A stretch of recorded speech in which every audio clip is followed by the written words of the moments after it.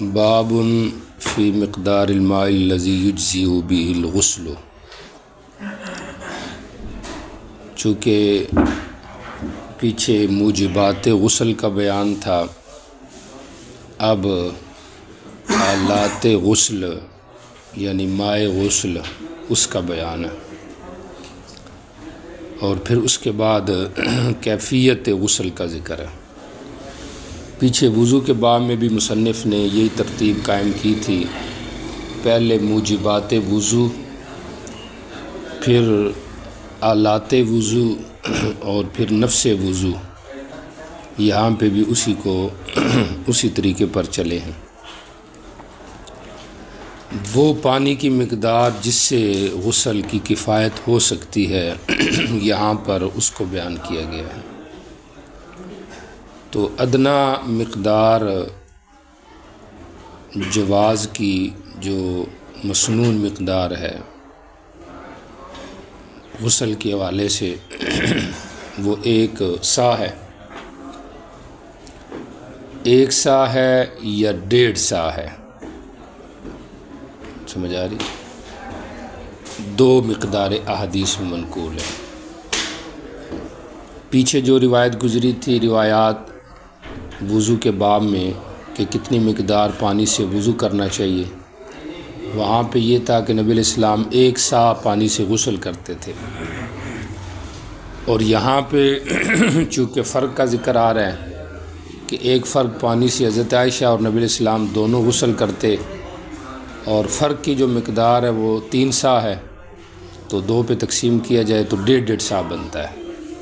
بہرحال 1 سا 1.5 سا تک جو ہے یہ غسل کرنا یہ مسنون مقدار ہے، اور اگر ضرورت اس سے زیادہ ہو تو وہ بھی جائز ہے، منع نہیں ہے، لیکن اسراف کرنا یہ مکروہ ہے، اور اگر بلا وجہ ہو تو پھر یہ حرام ہے۔ اچھا جی، باقی یہ جو اس بات ترجمہ تو آگے بالمعنی ہے، سمجھاری حدیث ایسے ہی ہے کہ نبی علیہ السلام ایک فرق مقدار سے یا حضرت عائشہ دونوں مل کر ایک فرق کی مقدار پانی سے غسل کرتے تھے۔ فرق کی مقدار کیا ہے اس کے حوالے سے پیچھے بات ہو چکی ہے، بڑی تفصیل کے ساتھ آپ کو بتا دیا ہے۔ ہمارے ہاں سائے عراقی اور حجاجی وہ جو ہے وہ بہتر ہے، اور جمہور کے ہاں سائے حجازی۔ اتنا تو اتفاق ہے کہ اس کے اندر 4 مد ہیں، لیکن مد کی جو مقدار ہے اس میں اختلاف ہے کہ کتنی ہے۔ ہمارے ہاں اس میں 8 رطل آتے ہیں، ان کے ہاں ان میں 5.25 رطل آتے ہیں۔ یہ جمہور کے ہاں ہے، مصنف کے ہاں بھی یہی پسندیدہ ہے، امام احمد کے ہاں بھی یہی پسندیدہ ہے، اور ان کے دلائل پیچھے گزر چکے تھے۔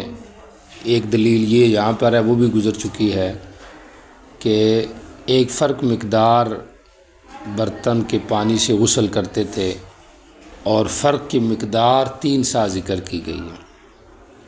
تو 3 سا تب بھی بنیں گے کہ جب اس میں 16 رطل ہو، اور جب تقسیم 3 کیا جائے تو پھر وہ 5.25 رطل کا 1 سا بنے گا، تو لہٰذا 1 سا کی مقدار 5.25 رطل ہے۔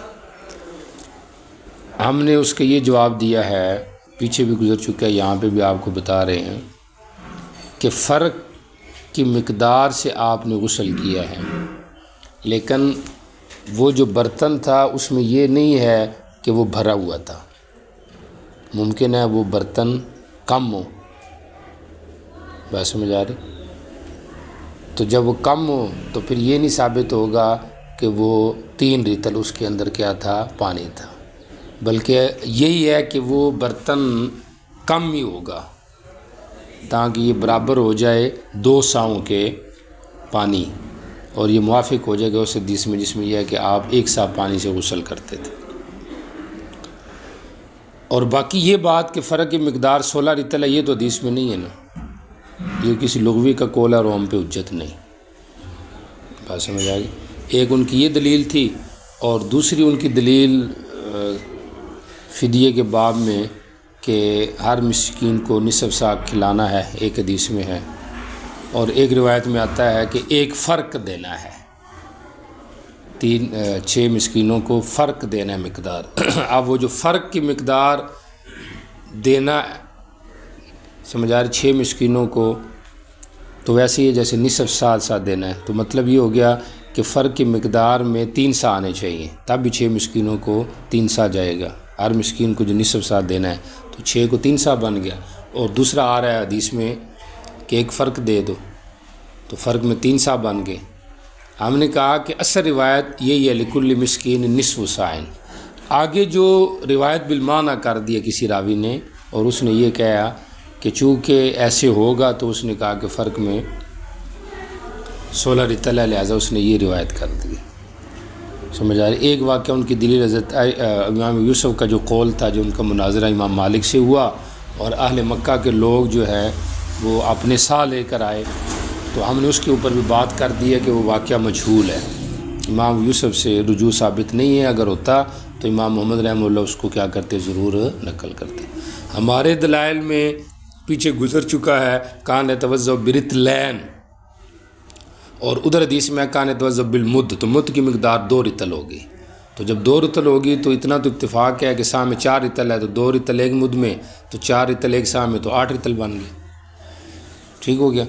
اور مزید ہمارے پاس حضرت عائشہ، حضرت مجاہد وغیرہ کے اقوال ہیں، جس کے اندر حضرت عائشہ جو ہے وہ برتن لائی تو اس کو ناپا گیا، تو مجاہد کہتے ہیں وہ 8 یا 9 رطل تھا، تو ادنا درجہ تو 7 مد تھا، تو ادنا درجہ 8 مد تو بنتا ہی بنتا ہے۔ سمجھ آ رہی؟ اور ایک روایت غالباً دارقطنی کی ہے جس میں واضح ہے کہ آپ یتوضأ برطلین ویغتسل بالصاع، اس قسم کی روایت ہے۔ تو گو کہ اس کے اندر کوئی ذوف بھی ہو، لیکن تعدد طرق سے اس کا انجبار ممکن ہے۔ بات سمجھ آ رہی؟ اور ویسے بھی احتیاط جو ہے وہ حنفیہ کے مذہب میں ہی ہے۔ سمجھ آ رہی؟ احتیاط کہ انسان کم از کم جو صدقہ فطر ہے، سمجھ آ رہی، یا عشر ہے، وہ اس سے دے، چونکہ اس میں زیادہ چلا جائے گا۔ یہ بھی ایک قول پیچھے گزر چکا ہے۔ بات سمجھ آ رہی؟ اچھا جی، اب آ جائیں ذرا روایت کی طرف۔ باب فی مقدار الماء الذی یجزی بالغسل۔ ان عائشہ رضی اللہ عنہ، حضرت عائشہ رضی اللہ عنہ سے روایت ہے، رسول صلی اللہ علیہ وسلم غسل کرتے تھے ایک برتن سے، والفرق جو فرق نامی تھا، من الجنابت جنابت سے، فرق کی جو مقدار ہے، سا کی جو مقدار ہے، مد کی جو مقدار ہے، رطل کی جو مقدار ہے، یہ پیچھے میں نے بتا دیا۔ امتحان میں آ گیا تو لکھ لینا۔ قال ابو داؤد، امام ابو داؤد کیا کہتے ہیں؟ غرض کیا ہے؟ غرض یہ ہے کہ ابن شہاب کے پیچھے شاگرد مالک تھے، یہ معمر ہے۔ معمر کی بھی روایت ویسی ہی ہے لیکن تھوڑا سا فرق ہے۔ پیچھے صرف نبی علیہ السلام کے غسل کا ذکر تھا، یہاں پہ حضرت عائشہ کہتی ہیں میں اور نبی علیہ السلام مل کر ایک برتن سے غسل کرتے جس کی مقدار قدرے فرق تھی۔ ٹھیک ہو گیا؟ تو یہ اختلاف بتانا مقصود ہے امام ابو داؤد کا۔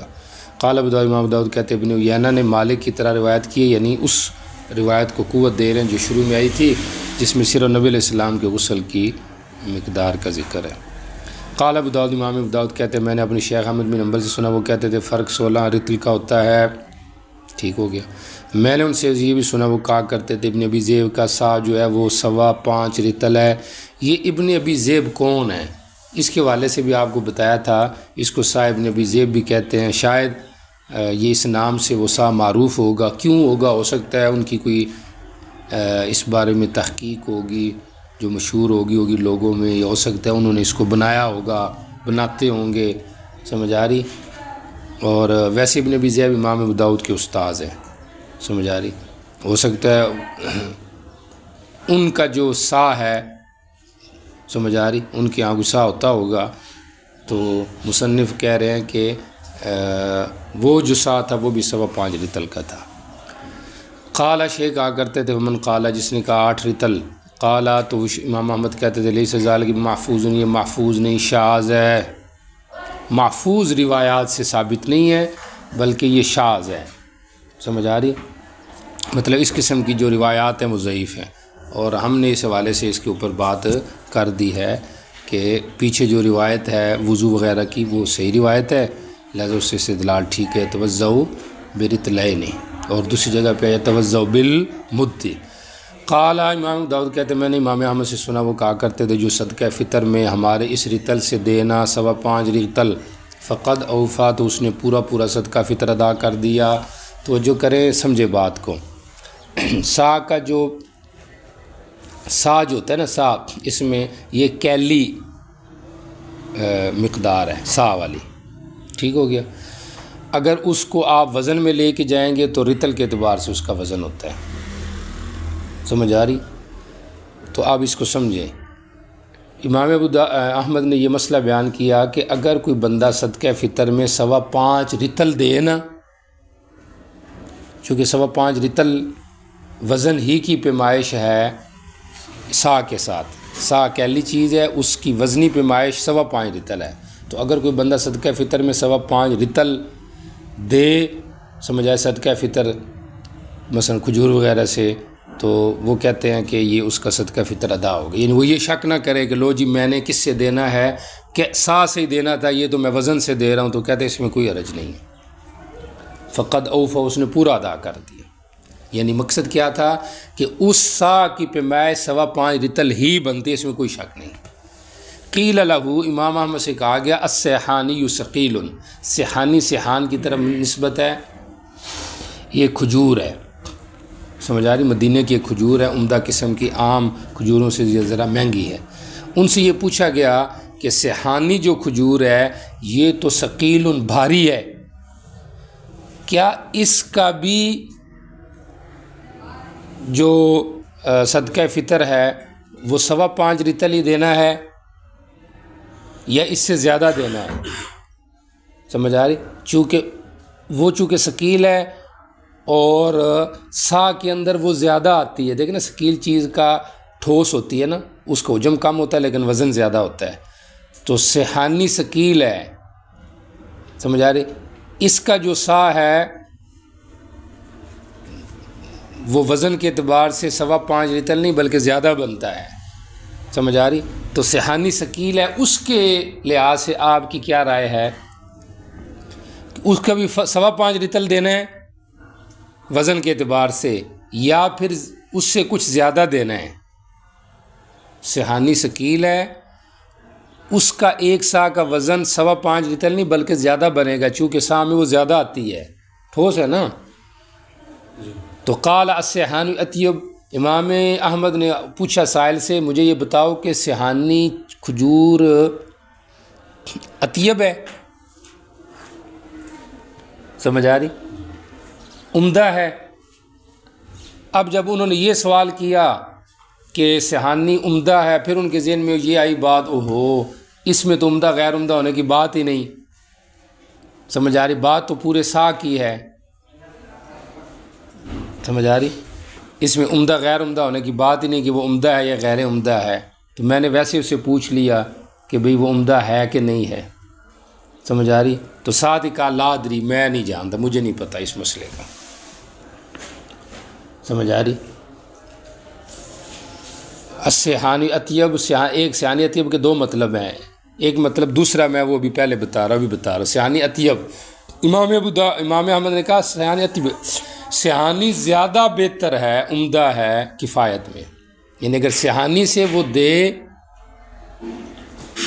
سمجھ آ رہی، 5.25 رتل تو یہ کفایت کر جائے گا. سمجھ آ رہی؟ پھر کہا لا ادری، کہ مجھے نہیں پتہ. سمجھ آ رہی؟ کیوں؟ اس لیے کہ کفایت تو نہیں کرے گا وہ. دیکھیں نا، جب وہ سا میں دیکھو نا پورا سا کا دینا ہے نا پیمائش 5.25 رتل کے اعتبار سے، جب سیحانی پورا سا نہیں ہوگا. دیکھو نا سیحانی کا جو 5.25 رتل ہے وہ پورا سا نہیں ہے بلکہ وہ سا سے کیا ہے، کم ہے، سا سے کم ہے، ٹھوس ہے نا. تو سیحانی کا اگر وزنی 5.25 رتل ہو تو وہ کیل کے اندر آ کے پورا رتل نہیں، کچھ رتل سے کم ہو جائے گا. سمجھ آ رہی؟ تو امام ابو داؤد نے پہلے تو یہ کہا کہ السیحانی اطیب، کہ سیحانی بہت زیادہ اچھی ہے ادائے کیا کہتے ہیں اس کو فطرانے میں، سمجھ آ رہی؟ یعنی اس سے بھی اگر دیا گیا تو اس سے صدقہ فطر ادا ہو جائے گا۔ پھر ذہن میں یہ بات آئی کہ 5.25 رطل سیاحانی کا تو پورا سا نہیں بنتا ہے، تو میں نے کیسے اطیب کہہ دیا؟ تو پھر کا لادری میں نہیں جانتا۔ اور ایسے ہی بات ہے، حنفیہ کا بھی یہی مسلک ہے، اور منہل نے باقی ائمہ سے بھی یہ ذکر کیا ہے کہ پورا سا دینا ضروری ہے، اور اس پورے سا کی پیمائش، سمجھ آ رہی کہ نہیں آ رہی، وزن کے لحاظ سے دینا یہ ضروری ہے۔ تو جب سا کے لحاظ سے ایک کھجور پوری نہیں، سمجھ آ رہی، تو پھر اس کا 5.25 رطل دینا یہ کیسے درست ہو سکتا ہے؟ سمجھ آ رہی؟ اچھا، تو بہرحال یہاں پہ دو چیزیں ہیں، ایک ہے امام ابو داؤد کا سوال جواب کیا ہے، اس کو سمجھنا ہے، اور دوسرا یہ ہے کہ کیا یہ مقدار صدقہ فطر میں دی جائے تو ادا ہو سکتی ہے کہ نہیں ہو سکتی۔ میں اس بات کو دوبارہ رپیٹ کر رہا ہوں، آپ کتاب پہ دیکھیں ذرا کیا بات ہو رہی ہے۔ اچھا، امام احمد سے میں نے سنا وہ کہتے تھے صدقہ فطر میں جو ہمارے اس رطل سے 5.25 رطل دے تو اس نے پورا حق ادا کر دیا۔ ان سے کہا گیا کہ سیحانی تو جسم کے لحاظ سے اور وزن کے لحاظ سے ٹھوس ہے، تو اس بارے میں آپ کیا کہتے ہو؟ تو اس کا بھی 5.25 رطل انہوں نے کہا السیحانی اطیب، سیحانی تو بہت اچھی ہے ادائے صدقہ فطر میں، اس کا بھی ادا ہو جائے گا، سمجھ آ رہی؟ پھر سوچا کہ اس کا تو ادا نہیں ہونا چاہیے ایک جہت سے، سمجھ آ رہی؟ کیونکہ اگر وزن کے لحاظ سے دیکھو پھر ادا ہونا چاہیے کہ 5.25 رطل تو ہے، لیکن کیل کے لحاظ سے دیکھو تو پورا سا نہیں ہے بلکہ سا سے کم ہے، تو کہا لادری مجھے نہیں پتہ، چپ کر گئے۔ ٹھیک ہو گیا، ایک مطلب تو اس کا یہ ہو گیا۔ دوسرا یہ ہو گیا کہ امام ابو داؤد نے اس بندے سے پوچھا کہ یہ بتاؤ کہ سیحانی ثقیل تو ہے، لیکن ضروری تو نہیں ثقیل چیز جو ہے وہ قیمت کے لحاظ سے بھی اعلیٰ ہو، جیسے نمک ہے ثقیل ہے لیکن قیمت اس کی تھوڑی ہے، تو امام نے ان سے پوچھا کہ یہ بتاؤ کہ سیانی کھجور جو ثقیل ہے کیا یہ قیمت کے لحاظ سے اطیب ہے، بہتر ہے؟ سمجھ آ رہی کہ اگر بہتر ہو تو پھر میں مقصد ہے اس لحاظ سے مسئلہ بتاؤں۔ تو پھر ذہن میں یہ بات آئی، قال کا پھر دو فائل ہیں، یا تو سائل نے کہا مجھے نہیں پتہ تو بات ختم ہو گئی، یا پھر ان کے ذہن میں یہ بات آئی کہ اس میں تو قیمت کے اچھے یا غیر اچھا ہونے کا کوئی تعلق نہیں، بات تو اس کی ہے کہ پورا سا ہونا چاہیے یا 5.25 رطل ہونا چاہیے، بات تو اتنی ہے، چاہے وہ عمدہ ہے یا گھٹیا ہے۔ تو پھر کہا لادری مجھے نہیں پتہ۔ اور یہ جو شک امام کو ہے، وجہ شک آپ کو میں نے بتا دیا کیا ہے، وجہ شک یہی ہے کہ اگر سا کے لحاظ سے دیکھا جائے تو 5.25 رطل سیحانی کا کم بنتا ہے، چونکہ یہ ٹھوس چیز ہے، اس کی تھوڑی مقدار لیکن وزن اس کا زیادہ ہے، سمجھ آ رہی ہے؟ اس لحاظ سے دیکھو سا کے لحاظ سے تو ادا نہیں ہونا چاہیے، وزن کے لحاظ سے دیکھو کہ عموماً 5.25 رطل وزن بنتا ہے ایک سا کا، اس لحاظ سے اس کو ادا ہو جانا چاہیے۔ تو دو جہتیں تھیں، اس لیے کہا لادری مجھے نہیں پتہ۔ فی نفسی جو مسئلے کی تحقیق ہے حنفیہ کے ہاں تو آپ کو پتہ ہے ویسے بھی 5.25 رطل سے صدقہ فطر ادا نہیں ہوتا، کیونکہ ہمارے ہاں کتنا ہونا چاہیے، 8 رطل ہونا چاہیے کھجور وغیرہ سے، گندم سے جو ہے وہ نصف سا چل جاتا ہے، سمجھ آ گئی؟ اور ائمہ ثلاثہ کا مذہب یہ لکھا گیا ہے کہ ان کے ہاں بھی یہ کفایت نہیں کرے گا، سمجھ آ رہی کہ نہیں آ رہی؟ مقصد ان کے ہاں نہ کفایت کرنے کا یہ ہے کہ پورا سا دے، سمجھ آ رہی ہے، یا اس کے برابر کیا دے، وزن کے اعتبار سے دے، سمجھ آ رہی صدقہ فطر۔ تو جب سیحانی کا پورا سا ہی نہیں ہے بلکہ یہ کم بنتا ہے، سمجھ آ رہی، تو پھر اس سے صدقہ فطر ادا کرنا درست نہیں ہوگا، سمجھ آ رہی؟ ہاں اگر قیمت دی جائے تو پھر تو الگ بات ہے، قیمت کے لحاظ سے اگر 5.25 رطل دیا جائے لیکن اس میں پھر مطلق کھجور کا اعتبار ہوگا، سیحانی وغیرہ کا اعتبار نہیں ہوگا، ہوگی والی بات؟ اچھا جی چلے آگے پڑھیں۔ باب في الغسل من الجنابة وبه قال حدثنا عبد الله بن محمد۔ باب فی الغسل من الجنابت، جنابت سے غسل کے کیا طریقہ کار ہے، یہاں پہ ذکر آ رہا ہے، سمجھ آ رہی؟ حاصل اس کا یہی ہے کہ سب سے پہلے نجاست دھوئی جائے، سمجھ آ رہی، اس کے بعد پھر ہاتھ دھوئے جائیں، ہاتھ دھونے کے بعد پھر وضو کیا جائے، ٹھیک ہو گیا. وضو کرنے کے بعد پھر سر پہ 3 دفعہ پانی، پھر دائیں طرف 3 دفعہ پانی اور پھر بائیں طرف 3 دفعہ پانی. تو اس طریقے سے غسل کیا ہو جائے گا؟ پورا ہو جائے گا. پاؤں کب دھونے ہیں سمجھ آ رہی؟ اس کی بھی آگے تحقیق آ رہی ہے، میں وہ ساتھ ساتھ ذکر کروں گا. اس کے اندر بھی علماء کا اختلاف ہے. انفیہ کے یہاں بھی اس میں 3 اقوال ہیں. پہلے دھو لے، سمجھ آ رہی، مطلقاً تقدیم ہے، مطلقاً تاخیر ہے، یا اگر جگہ مستنقع الماء ہو تو پھر تاخیر ہے، اور ورنہ جو ہے کیا ہے؟ تقدیم ہے. سمجھ آ رہی؟ یہ مسئلہ بھی آگے چلے گا. سمجھ آ رہی؟ بہرحال عام جو طریقہ کار ہے غسل جنابت کا، اس کا یہاں پہ ذکر آ رہا ہے. بہت ساری چیزیں آ رہی ہیں کہ نبی علیہ السلام غسل جنابت میں مٹی بھی استعمال کرتے، تو اس کا بھی ذکر آ رہا ہے. ٹھیک ہو گیا. تسلیس کا بھی ذکر آ رہا ہے. تسلیس کا کیا حکم ہے وہ بھی میں ساتھ ساتھ ذکر کر رہا ہوں، آپ توجہ کریں. پہلی جو روایت ہے یہ روایت صحیح ہے. اس کے اندر کیا ہے کہ جبیر بن مطعم کہتے ہیں رضی اللہ عنہ کہ صحابہ نے نبی علیہ السلام کے سامنے جنابت سے غسل کا ذکر کیا. سمجھ آ رہی؟ یہاں پر تو مطلق ذکر ہوا ہے، لیکن دوسری جگہ پر ہے کہ انہوں نے آپس میں گویا کہ جھگڑا اور بحث و مباحثہ کیا کہ کیسے کرنا چاہیے. کسی نے کہا 5 دفعہ، کسی نے کہا 7 دفعہ. نبی علیہ الصلوۃ والسلام نے فرمایا اما انا برا، میں تو اپنے سر پہ 3 دفعہ پانی ڈالتا ہوں. واشار بیدیہ کلتیہما، آپ نے دونوں ہاتھوں سے ابھی میں اس طرح 3 دفعہ مطلب میں 3 دفعہ کرتا ہوں. اما کا جو لفظ ہے یہ تردید بین شیئین کے لیے آتا ہے، 2 چیزوں کے لیے آتا ہے وضاحت کے اندر. تو یہاں پہ ایک چیز ہے اما انا، تو اس سے پہلے معذوف ہے اما انتم فتفعلون کما قلتم، اما انا فافیض علی راسی ثلاثا. تسلیس فی الغسل کا جو حکم ہے جمہور کے یہاں تسلیس مستحب ہے، مالکیہ کے یہاں غسل کے اندر تسلیس مستحب نہیں ہے. سمجھ آ رہی کہ نہیں آ رہی؟ تو یہ ثلاثاً کا جو لفظ ہے یہ احناف کی تائید کر رہا ہے، جمہور کی، کہ 3 دفعہ اس کے اندر بھی تسلیس ہونی، کیونکہ جو وضو ہے جس کے اندر تخفیف مطلوب ہے وہاں پہ تسلیس ہے، تو یہاں پہ تو بطریق اللہ کیا ہونی چاہیے؟ تسلیس ہونی چاہیے، چاہے گندگی کیا ہو جائے؟ دور ہو جائے. جی چلیں آگے چلیں. حضرت عائشہ رضی اللہ عنہ کی روایت ہے نبی علیہ السلام نے غسل کرتے جنابت سے تو آپ ایک چیز منگواتے جو کہ حلاب جیسی ہوتی تھی. حلاب جو ہے، حلاب ایک برتن ہے جس میں دودھ دھونے کی 1 دفعہ کی جو مقدار ہے وہ اس کے اندر آ جائے. وہ ان کے یہاں معروف ہوتی ہوگی، کتنی معروف ہے سمجھ آ رہی، کتنی مقدار ہوتی ہوگی. تو اس قسم کا آپ برتن منگواتے ہیں. حلاب سمجھ آ گیا، دودھ دھونے کا برتن. اس قسم کی آپ ایک چیز منگواتے ہیں، دا بشیء نحو الحلاب. سمجھ آ رہی؟ حلاب کسے کہتے ہیں؟ جس میں 1 دفعہ دودھ، اونٹنی کا دودھ رہ جائے تو اس کی مقدار اس میں سما جائے، یعنی اتنا وہ بڑا ہوتا تھا، تو وہ آپ منگواتے. سمجھ آ رہی؟ فاخذ بکفی، آپ اپنے ہاتھوں سے لیتے پانی. پھر آپ کیا کرتے؟ فبدا، آپ اپنے سر کی دائیں سائڈ سے ابتدا کرتے، پھر بائیں سائڈ سے، پھر آپ اپنے دونوں ہتھیلیوں سے پانی لیتے. فقال، اور پھر آپ ڈالتے ان دونوں ہتھیلیوں کے پانی کو اپنے سر پر. سمجھ آ رہی؟ فقال، کالا جو ہے نا اس کے مختلف معنی آتے ہیں. سمجھ آ رہی؟ ثم اخذ فقال، اور پھر آپ نے ایسے اشارہ کیا ہوتا تھا ان کے ساتھ اپنے سر پر. سمجھ آ رہی ہے؟ اس طرح آپ اپنے سر پہ پانی ڈالتے. ٹھیک ہو گیا؟ تو بہرحال ڈال دینا معنی ذرا واضح ہے. تو دعا بشیء نحو الحلاب، یہاں پر تو ایسے ہی ہے. امام بخاری نے یہاں پر باب قائم کیا ہے،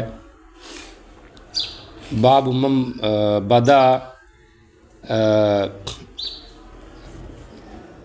بالحلابی او الطیبی. سمجھ آ رہی؟ غالباً اس قسم کا باب ہے. اور اس میں شراح کا اختلاف ہے کہ یہ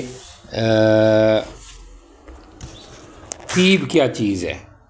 سمجھ آ رہی؟ تو بعض شراح اس طرف چلے گئے کہ امام بخاری یہ کہنا چاہتے ہیں کہ خوشبو بندہ لگائے، غسل کے اندر بندہ خوشبو کا استعمال کرے. لیکن پھر وہ ایران ہے کہ خوشبو کا تعلق غسل کے ساتھ کیسے آ گیا.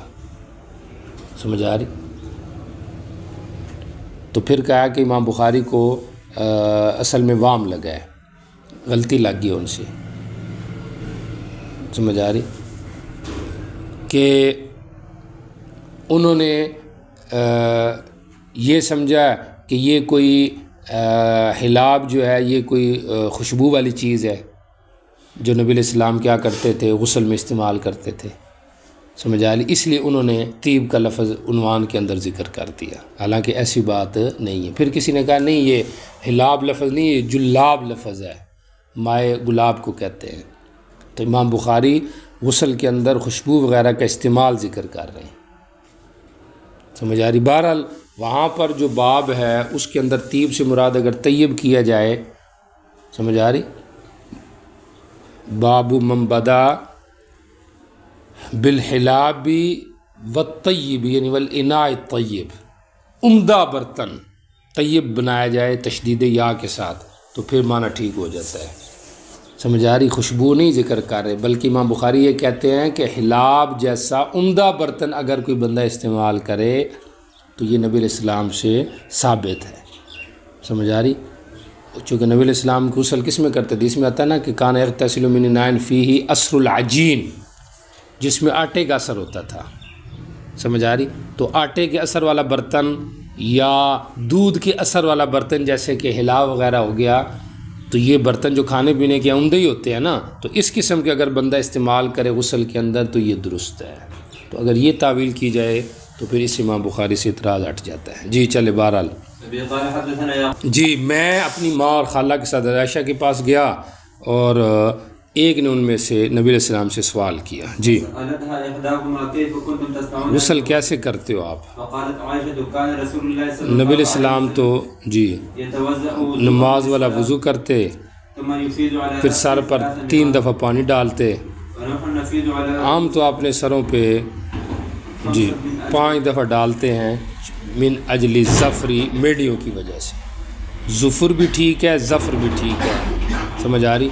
سر کے بال باندھنے کی وجہ سے ہم 5 دفعہ پانی ڈالتے ہیں۔ تسلیس کے حوالے سے بات ہو چکی ہے، سمجھ آ رہی؟ اور وضو للصلاۃ کے حوالے سے بھی اختلاف سمجھ لے، ظاہریہ کے ہاں وضو قبل الغسل واجب ہے، سمجھ آ رہی؟ تب غسل پورا ہے ان کے ہاں، سمجھ آ رہی؟ اور جمہور کے ہاں مستحب ہے۔ تو یتوضا وضو علیہ السلام ہمارے یہ استحباب اور سنیت پر معمول ہے، وجوب پر نہیں، سمجھ آ رہی؟ ایک تو یہ بات ہوگی۔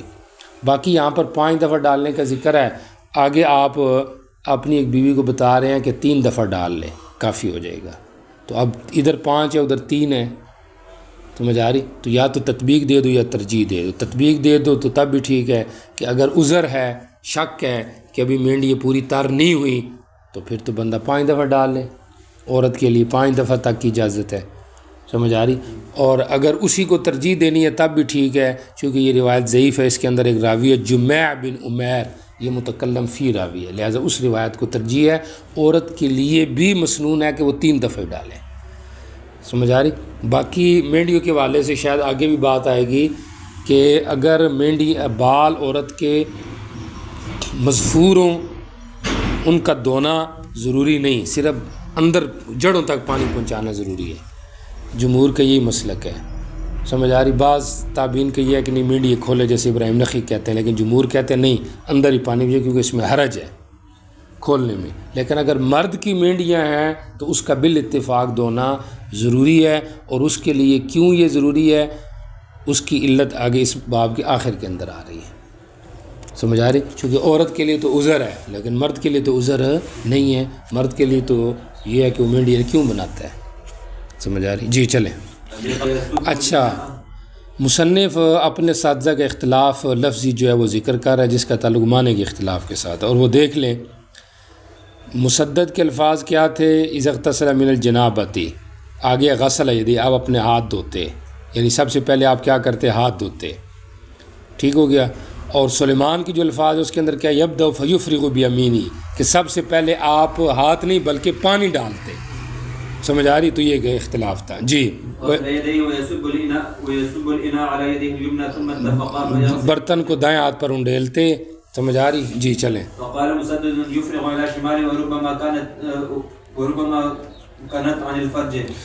جی دیکھیں مسدد کے الفاظ ہیں یفرغ علی شمالی، دائیں سے بائیں پر پانی ڈالتے، ٹھیک ہو گیا۔ اور بہت دفعہ عائشہ فرج سے کنایا کرتی، یہاں پر تو ایسے مسلم کی روایت کے اندر ہے، سمجھ آ رہی؟ اور وہ کنایا یہ ہے کہ آپ دھوتے اعضاء کو، اعضاء کا لفظ بولا ہے، فرج نہیں بلکہ اعضاء، گندگی کو آپ دھوتے، سمجھ آ رہی؟ تو ازا کا لفظ انہوں نے بولا، یہ فرج سے کنایا گیا. جی چلیں. وربما كانت عن الفرج ثم يتوضأ وضوء نماز والا وضو کرتے ہیں. جی ويدخل يديه في الإناء ہاتھ برتن میں داخل کرتے، اپنے بالوں کا کیا کرتے؟ خلال کرتے. سمجھ آ رہی؟ جی. حتى إذا رأى أنه قد أصاب البشرة أو یہاں تک کہ جب وہ سمجھ لیتے کہ بشرہ کھال کو یہ پانی پہنچ گیا ہے، جی، أفرغ على تو سر پر 3 دفعہ پانی اور ڈال دیتے. فضل فضلة جب کچھ پانی اور جو بچا ہوا تھا تو اس کو پھر باقی جسم پر بہا دیتے. توجہ کریں، غسل کے اندر تخلیل شعر واجب ہے. بئی معنی کہ پانی پہنچ جائے، ویسے فی نفسی واجب نہیں. سمجھ آ رہی؟ خلال واجب بئی معنی ہے کہ پانی پہنچ جائے، خلال شعر. ٹھیک ہو گیا. اور وضو کے اندر وہ مسئلہ آپ کا پیچھے گزر چکا ہے، کیا کہتے ہیں اس کو، اس کا کیا حکم ہے؟ سمجھ آ رہی؟ مالکیہ کا مسئلہ گزرا تھا کہ خلال جو ہے نہ وضو میں واجب ہے، سمجھ آ رہی، اور نہ ہی غسل کے اندر ہے. خلال لحیہ غلط بول گیا ہوں، یہ خلال شعر کی بات ہے سر والے کی. تخلیل لحیہ کے والے سے مالکیہ کی یہ رائے تھی جو آپ کو بتائیے. جی چلیں آگے چلیں. جی دونوں تیلیوں سے ابتدا کرتے، ہاتھوں سے مثلا، پھر ان کو دھوتے. مرافق کہتے ہیں مواقع الوسخ کو. سمجھ آ رہی؟ مواضع الوسخ، جہاں پہ میل کچیل جمع ہوتا ہے وہ مراد ہے. جیسے اصول بطین ہو گیا، اصول فخذین ہو گیا، ان جگہ کو آپ کیا کرتے؟ دھوتے. مراد یہاں پر شرمگاہ بھی ہے. جی. علیہ الماء، اس پر اپنے اوپر پانی ڈالتے. سمجھ آ رہی؟ جی چلیں. جب آپ ان کو صاف کر لیتے ہاتھوں کو، جی خوب اچھے طریقے سے، تو ان کو لے جاتے دیوار کی طرف. جی. ثم یستقبل وضو، پھر وضو شروع کرتے اور پانی کو اپنے سر پر ڈالتے. یہاں پر یا تو تقدیم و تاخیر ہے، چونکہ دیکھ لیں اپنے اوپر پانی ڈالنا تو بعد میں ہے، پہلے تو وضو کرنا ہوتا ہے، تو اس لیے یہ تقدیم و تاخیر ہے. یا پھر افاظ علیہ کی ضمیر لوٹا دو مرافق کی طرف بطویل مذکور کے، کہ اس مرافق پر آپ پانی ڈالتے اور بعد میں ہاتھ وغیرہ دھو کے پورے سر پہ پانی ڈال لیتے. جی چلے آگے چلے. جی حضرت عائشہ رضی اللہ عنہ کی روایت ہے، اگر تم چاہتے ہو تو میں تمہیں اب بھی وہ نبی الاسلام کے ہاتھ کا اثر دکھا سکتی ہوں دیوار میں جہاں غسل جنابت کرتے ہوئے ہاتھ ملا کرتے تھے.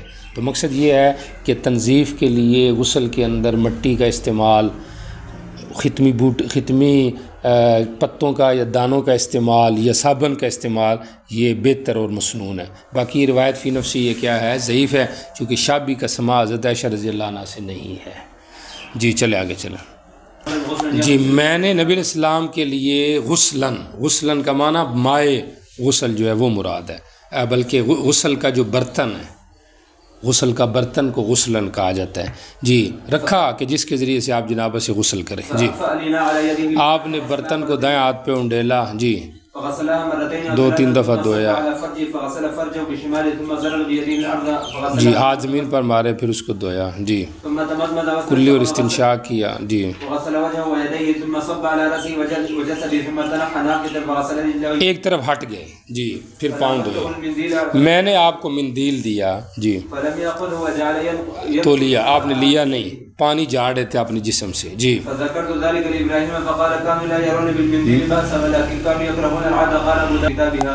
توجہ کریں یہاں پر کیا مسئلہ ہے. ایک مسئلہ تو یہ ہے کہ مندیل کا لینا وضو یا غسل میں اس کا کیا حکم ہے. امام ترمذی نے تو اس کے اوپر 2 باب قائم کیے اور ایک حضرت انس اور حضرت عائشہ کی روایت لائی ہے. کان لرسول اللہ صلی اللہ علیہ وسلم خرفقۃ ینشف بہا وجہہ، اس قسم کے الفاظ ہیں. ٹھیک ہو گیا، لیکن امام ترمذی نے خود ان روایات کو ضعیف قرار دی ہے. باقی فقہاء اس حوالے سے کیا کہتے ہیں، سمجھ آ رہی؟ امام شافعی رحمہ اللہ کی رائے ہے کہ ترک تنشیف اولا ہے، بندہ رومال استعمال نہ کرے. اور حنابلہ اور مالکیہ کی رائے یہ ہے کہ مباح ہے. احناف کی رائے ایک قول میں مستحب ہے، جیسے کہ دور مختار وغیرہ میں ہے، بزل میں، اور دوسری رائے یہ ہے کہ نہیں یہ بس مباح ہے. ٹھیک ہو گیا. تو اس طرح احناف کے یہاں 2 قول ہیں، سمجھ آ رہی. بعض نے یہاں پہ تفصیل اس طرح بھی نقل کی ہے کہ وضو کے اندر وضو اور غسل دونوں کے اندر مکروہ، اور کسی نے کہا دونوں کے اندر جائز، اور کسی نے کہا کہ وضو کے اندر مکروہ اور غسل کے اندر اجازت ہے، اکراہت نہیں ہے، کیونکہ مقصد یہ ہے کہ اس میں ضرورت ہوتی ہے. اچھا جی، یہ تو مسئلہ ہو گیا مندیل کے حوالے سے، سمجھ آ رہی؟ فتناولتہ المندیل، میں نے آپ کو مندیل پکڑایا، فلم یاخذ، آپ نے اس کو لیا نہیں۔ دوسری چیز ہے وینفذ الماء، امام بخاری نے باب بھی قائم کیا، باب نفذ الیدین، سمجھ آ رہی؟ دونوں ہاتھ جھاڑنا، وضو کے بعد اپنے دونوں ہاتھ جھاڑنا، تو اس حوالے سے۔ لیکن قسطلانی وغیرہ نے وہاں پہ یہ تحقیق لکھی ہے کہ نفذ الیدین کسی کے یہاں بھی مستحب نہیں ہے، ہاتھوں کو جھاڑنا، اگرچہ امام بخاری نے باب قائم کیا ہے لیکن استحباب کا کوئی قائل نہیں ہے، سمجھ آ رہی؟ اس لیے تو حضرت گنگوئی نے اس کی تعویل نفذ الیدین کس طرح کی ہے کہ اعضاء کو زمین کی طرف جھکا دینا تاکہ پانی نیچے چلا جائے، بس یہی نفذ الیدین ہے، اس کے علاوہ مستقل ایسے پانی کو جھاڑنا مراد نہیں۔ کیوں؟ اس لیے کہ یہ تو تبری انل عبادت ہو جائے گا کہ بندہ جیسے کیا کر رہا ہے، عبادت سے اور جان چھڑا رہا ہے، تو اس لحاظ سے یہ طریقہ نہیں ہے، سمجھ آ رہی؟ باقی نفس الیدین کے جو لوگ قائل نہیں ہے ان میں سے وہ لوگ بھی ہیں، اور ان کی دلیل یہ بھی ہے جو یہ کہتے ہیں کہ الوضو یوزن، کہ وضو کا جو پانی ہے قیامت کے دن اس کو تولا جائے گا، الوضو یوزن، تو لہذا اگر پانی جھاڑ دیا تو پھر تو وہ تولنے کا مقصد نہ رہا، سمجھ آ؟ لیکن جمہور کے یہاں چونکہ تولنے کا تعلق معنی سے لفظ سے نہیں ہے، چونکہ پانی میں تو ویسے بھی خشک ہو جانا ہے، یہ تو اس کی اہمیت بتانا مقصود ہے، تو اس لحاظ سے نفس یدین کی نفی سے اس کا تعلق نہیں ہے۔ بات سمجھ آ رہی کہ نہیں آ رہی؟ بہر الوجال ینفذ الماء عن جسدہ، آپ پانی اپنے جسم سے کیا کر رہے تھے؟ جھاڑ رہے تھے۔ اچھا، ثم تنحى ناحیۃ، ایک طرف ہٹ گئے، پاؤں فوراً ساتھ دھونے یا نہیں دھونے، اس حوالے سے آپ کو بتایا ہے کہ جمہور کی رائے یہ ہے، جیسے شوافی ہو گئے، امام احمد وغیرہ، کہ بہتر ہے کہ ساتھ ہی دھو لے، یہ بہتر ہے، اولویت ساتھ دھونے کے اندر ہے۔ حنفیہ کے یہاں 3 قول ہیں، پہلے ہی دھو لے، پہلے نہیں اینڈ میں دھوئے، یا یہ ہے چونکہ متعدد روایات ہیں، بعض میں یہ بھی آتا ہے کہ آپ نے پورا وضو کیا تو مطلب پاؤں ساتھ دھو لی، یہاں پہ ہے کہ آپ ہٹ کے بعد میں دھوئے، تو مقصد یہ ہے کہ پہلے نہیں دھوئے، اور دوسرا یہ کہ اگر پانی جمع ہوتا ہے تو پہلے نہ دھوئے، کیونکہ وہ تو پھر دھونے پڑیں گے، اگر نہیں جمع ہوتا تو پہلے دھو لے، اب دوبارہ دھونے کی ضرورت نہیں ہے۔ اور اس میں بعض لوگوں نے یہ بھی کہا ہے کہ تکرار دھونا بھی صحیح ہے، کیونکہ پہلی دفعہ دھونا وضو کے لیے ہوگا، دوسری دفعہ جو مٹی وغیرہ لگی اس کے لیے ہو جائے گا۔ اب یہاں پہ توجہ کریں، آیا ہوا فذکرت ذلک لابراہیم،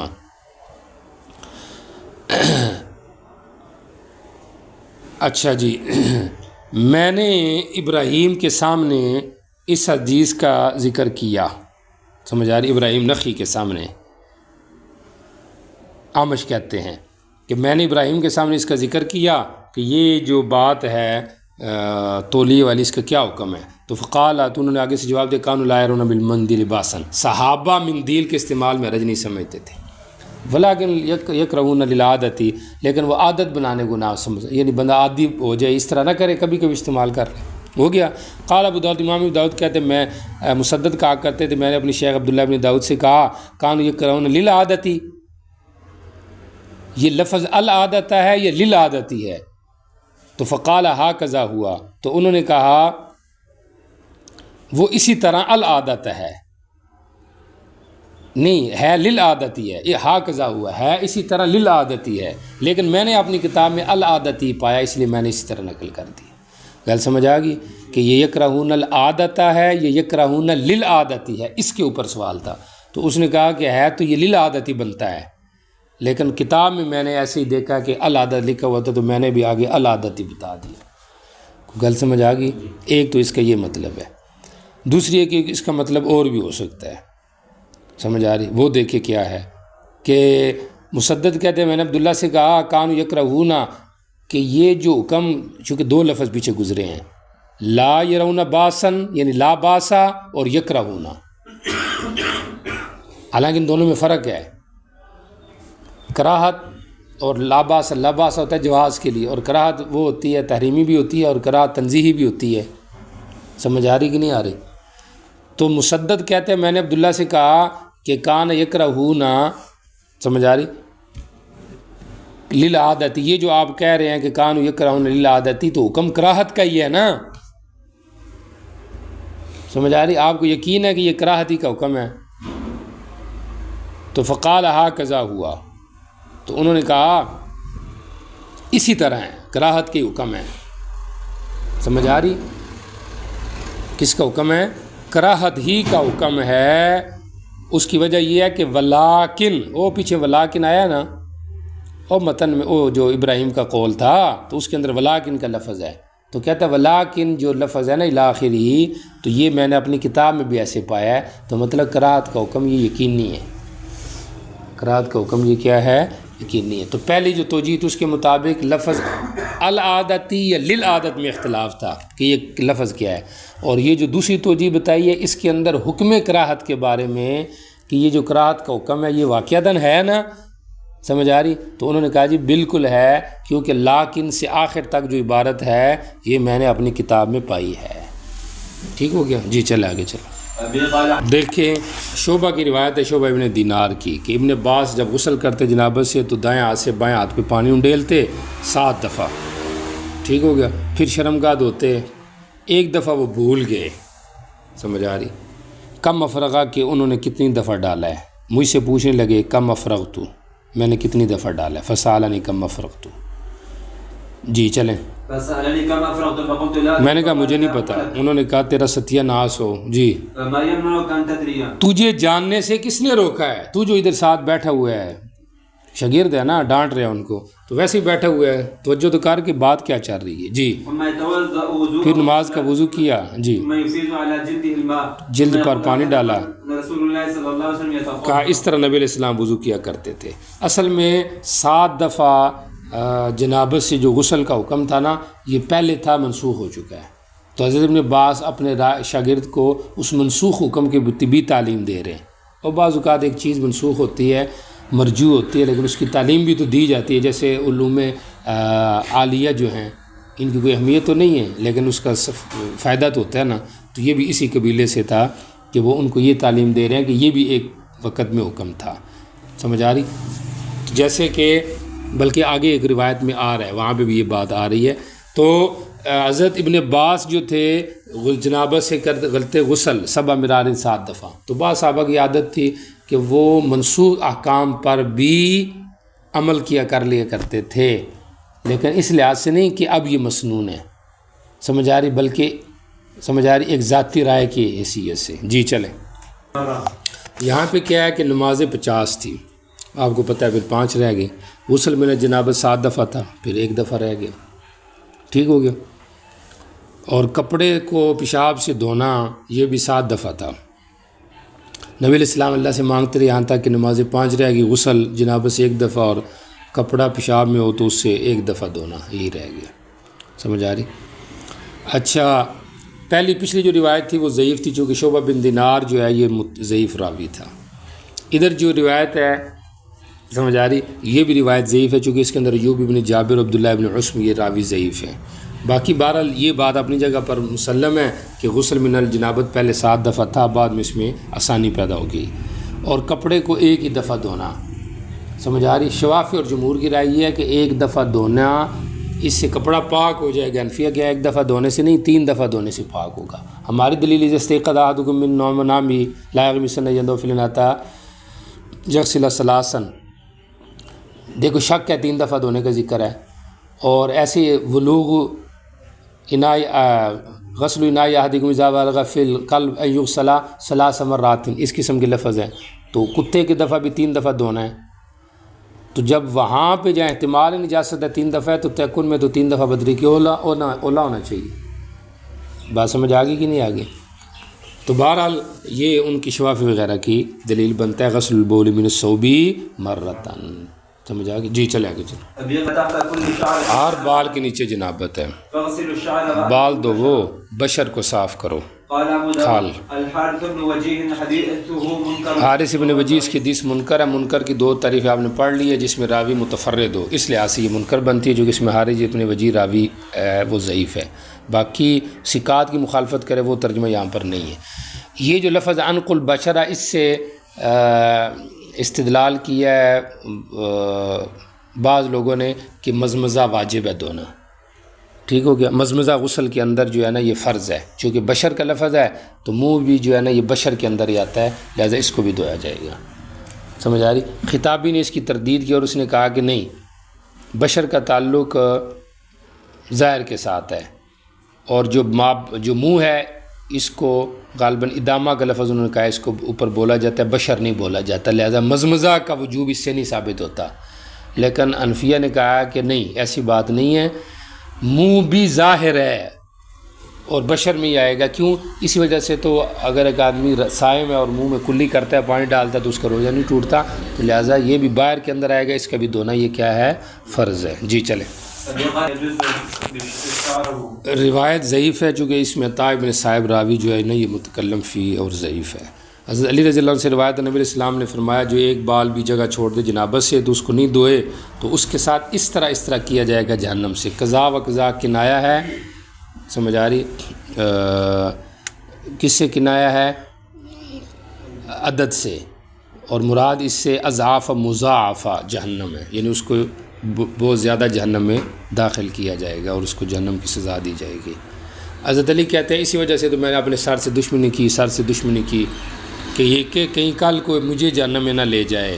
وکان جزو، اور اپنے بال کٹوایا کرتے تھے۔ باقی فقہا کا اختلاف ہے کہ جز شعر اولا ہے یا وضع شعر، سمجھ آ رہی؟ جمہور کی رائے یہ ہے کہ بال رکھنا اولا ہے، سمجھ آ رہی؟ اس کی وجہ یہ ہے کہ نبی علیہ السلام خلفائے راشدین سے بال رکھنے زیادہ بتایا گیا بنسبت سر کے منڈوانے کے۔ ہاں امام احمد کہتے ہیں ایک روایت میں کہ بال منڈوانا یہ وہ کہتے ہیں مکروہ ہے۔ کیوں؟ اس لیے کہ وہ کہتے ہیں یہ خارجیوں کی عادت بتائی گئی ہے سر کو منڈوانا، لہٰذا بال منڈوانے نہیں چاہیے۔ ان کے یہاں یہ ہے کہ یہ ان کی علامت ہے۔ بہرحال فی نفسی بال منڈوانا یہ جائز ہے، بہتر یہ ہے کہ بال بندہ نہ منڈوائے، کچھ نہ کچھ سر کے اوپر بال ہونے چاہیے۔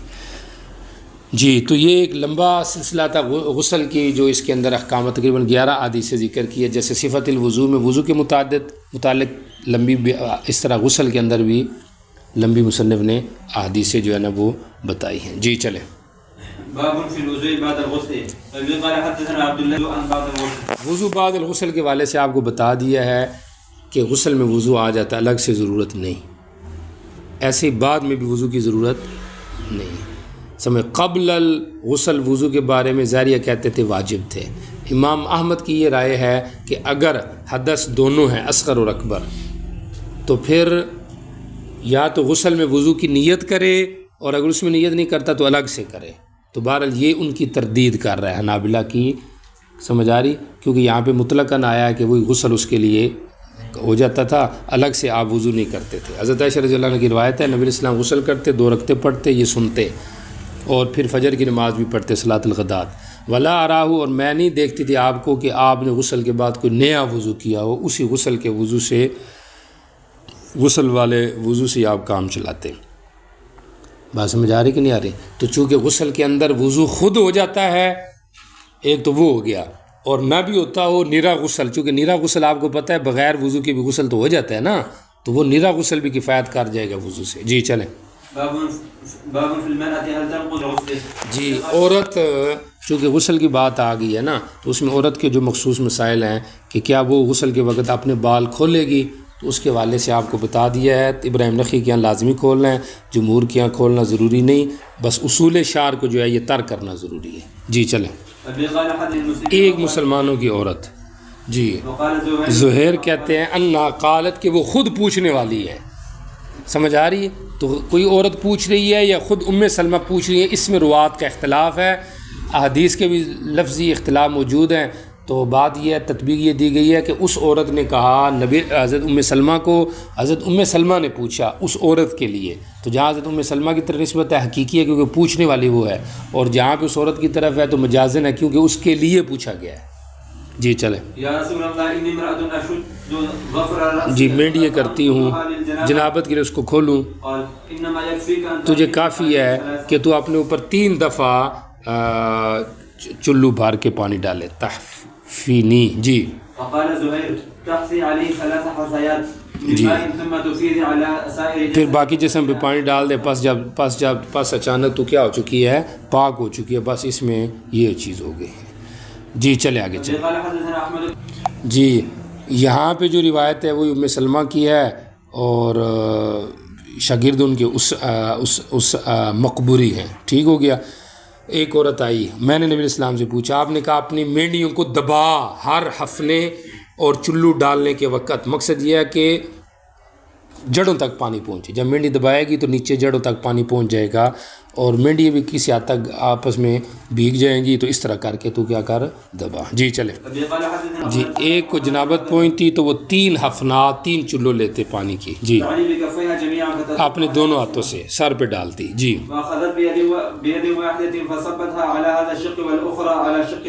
وآخذت ایک ہاتھ سے لیتی سمجھ آ رہی اور اس کو اس شق پر ڈالتی سمجھ آ رہی اور دوسرے کو لیتی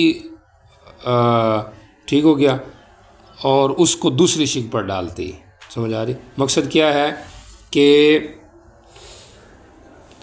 ایک ہاتھ سے لے کر پانی تو پھر اس کو ایک سائڈ پہ ڈالتی. یعنی پیچھے تو یہ ہو گیا نا کہ اخذ ثلاث حفنات ٹھیک ہو گیا اور اس کی تفصیل انہوں نے یہ بتائی 3 ٹھیک ہو گیا. یعنی 3 چلو سر پہ ڈال لیتی اور پھر ایک ہاتھ کے ذریعے سے اپنی دائیں سائڈ پہ ڈال دیتی اور دوسرے دوبارہ لے کر اس کو اپنی بائیں سائڈ پہ تو غسل ہو جاتا پورا. یعنی پہلے سر پہ ڈال لیا نا پھر دائیں طرف اور بائیں طرف ڈال دی. جی چلے جی. قالت كنا نغتسل ہم کیا کرتے. اچھا یہ جو پیچھے آیا نا اخذ بیاد واحد یا تو اس کا کی معنی ہے کہ ایک ہی ہاتھ سے ایسے پانی ڈال لیتی ہوں گی دائیں طرف ایک سائڈ پہ پھر اس سے بائیں طرف یہ چیز ہوگی ٹھیک ہو گیا. یا ایک ہاتھ سے لے کے پھر دوسرے کو ساتھ ملا کے سمجھ آ رہی اس طرح ڈال لیتی ہوگی جو بھی صورت ہو. حضرت عائشہ رضی اللہ عنہ کی روایت ہے ہم غسل کرتے ہمارے اوپر زماد وہ گوند وغیرہ بالوں کو لگی ہوئی ہوتی تھی اور ہم نبی الاسلام کے ساتھ حالت حلال اور احرام میں ہوتی تھی. تو مقصد کیا ہوا اس سے یہ ثابت کرنا چاہتے عورت کی منڈی کھولنا ضروری نہیں چونکہ زماد وہ گوند ہوتی ہے نا جو بالوں کو جوڑ کے رکھتی ہے. تو اگر فرض کریں ان کو دھونا ضروری ہوتا تو زماد کی وجہ سے تو بال چکنے ہوتے ہیں گندے ہوئے ہوتے ہیں جڑے ہوئے ہوتے ہیں پھر تو اس زماد کو اتارنا چاہیے تھا حالانکہ ہم نہیں اتارتے تھے. جی چلیں. دیکھیں محمد کہتے ہیں کہ میں نے اصل اسماعیل میں پڑھا یعنی امام بخاری کی جو نوشتہ کتاب تھی اس میں نے حدیث پڑھی اور ابن عوف کہتے ہیں کہ وحدثنا محمد بن اسماعیل عن ابیہ یعنی پہلے انہوں نے اس کے نسخے میں بھی پڑھی پھر ڈائریکٹ ان سے بھی سنی. علم کا شوق ہے نا سمجھ آ رہی کہ نہیں آ رہی. شوق ہوتا ہے تو بندہ کہتا ہے کہ مجھے ہر طریقے سے علم آنا چاہیے.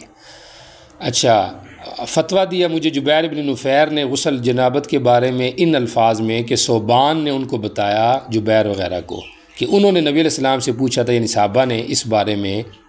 تو آپ نے فرمایا امر رجل آدمی جو ہے وہ چاہیے کہ اپنے سر کے اوپر کیا کرے فلینصر راسہ سمجھ اپنے سر کو جھاڑے سمجھ آ رہی اور پھر اس کو دھوئے یہاں تک کہ وہ اصول شعر کو پانی پہنچ جائے سمجھ آ رہی پانی اصول شعر کو پہنچ جائے. تو مقصد یہ ہے کہ مرد کے لیے اصول شعر تک پانی پہنچانا ضروری ہے اور بال دھونا بھی ضروری ہے سمجھ آ رہی. فلینصر راسہ سر کو کھولے ینصر کھولنا مانا کر لیں پھر دھوئے. اور عورت جو ہے اس پر کوئی نہیں ہے کہ اس کو اگر نہیں کھولتی تو نہ کھولے چاہے کہ اپنے سر پہ 3 چلو پانی ڈال کے اپنے دونوں تیلوں کے ساتھ مال دے تو یہ اس کے لیے کفایت ہے. تو یہ وہ فرق ہے جو احناف ذکر کرتے ہیں کہ مرد کے لیے ضروری ہے کہ وہ سارے اپنے بال کیا کرے جو ہے نا وہ دھوئے. جی چلیں. باب فی الجنوب یغسل رأسه بالختمی. اچھا جی باب فی الجنوب جنوبی آدمی اپنے سر کو ختمی بوٹی سے دھوئے تو جس سے دل دھوئے. مقصد تو تنظیف اور طہارت ہے جس طرح بھی ممکن ہو سکے. ختمی ایک بوٹی ہوتی ہے سمجھ آ رہی اس کے دانے بھی ہوتے ہیں پانی میں ڈالیں تو اس میں جاگ پیدا ہوتا ہے سمجھ آ رہی. تو یہ استعمال کرنا یہ میت کے لیے غسل کے موقع پہ بھی استعمال کیا جاتا ہے مطلقاً بھی یہ بندہ استعمال کر سکتا ہے سمجھ آ رہی. پنساری سے ملتے ہیں تخم ہوتے ہیں تخم ختمی. تو اس سے ایک اور فقہی مسئلے کی طرف بھی اشارہ سمجھے کہ ما مخلوط بشیء طاہر کیا اسے وضو غسل جائز ہے. حنفیہ کے جائز ہے بشرطے کہ وہ ماں رہے سمجھ آ رہی.